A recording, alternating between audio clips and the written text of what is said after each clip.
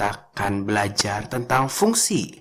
Nah, apa sih fungsi? Nah, kita akan belajar tentang fungsi. Di video kali ini kakak akan membahas secara khusus tentang relasi. Nah, jadi fungsi itu adalah istilah dalam matematika untuk menggambarkan suatu hubungan antar dua buah himpunan. Nah, ada 3 jenis fungsi nih yang akan kita pelajari pada seri video kali ini. Ada relasi, nah ada pemetaan atau biasanya terkenal disebut fungsi gitu ya. Kemudian ada korespondensi satu-satu. Apa sih bedanya? Nanti kita akan belajar satu persatu ya. Nah, fungsi itu bisa dinyatakan dalam beberapa bentuk. Yang pertama dalam bentuk diagram panah. Contohnya seperti ini. Ya, jadi ada himpunan A, ada himpunan B, ada relasinya apa gitu, ada fungsinya apa. Kemudian ada diagram kartesius, bisa seperti ini. Nah, ini A-nya, nah ini B-nya biasanya ya. Nah, kemudian ada himpunan pasangan berurutan. Apa sih himpunan pasangan berurutan? Karena namanya aja himpunan ya pasti pakai metode himpunan ya, pakai cara penyusunan himpunan. Ada kurung awalnya ya. Nah, pasangan berurutannya apa nih? Ya, pasangan dari hubungan antara si A dan si B-nya. Contoh misalnya 1 dan 2. Kita lihat dari panahnya, berarti 1 berhubungan dengan 2 gitu ya. 1,2 gitu. Kemudian 1,3.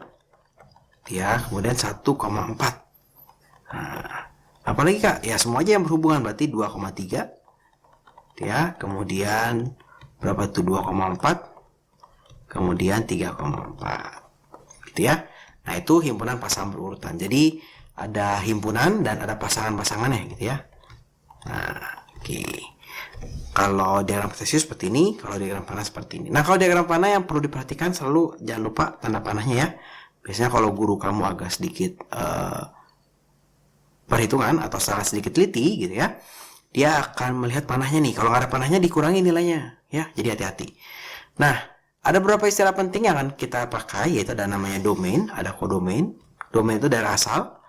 Kodomain itu daerah hasil, tempat di mana hasil dari suatu relasi atau fungsi mungkin ditemukan, oke ya. Jadi di mana hasilnya mungkin ditemukan. Ada range, yaitu hasilnya. Oke. Contoh, misalkan kita punya diagram panah seperti berikut yang tadi ya. Kita mau tentukan domainnya. Nah, domainnya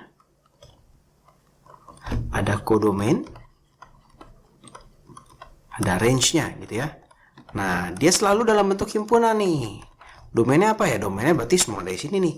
1, 2, 3, 4. Kodomainnya apa nih? Kodomainnya adalah semua yang di B. Berarti 1, 2, 3, 4 juga.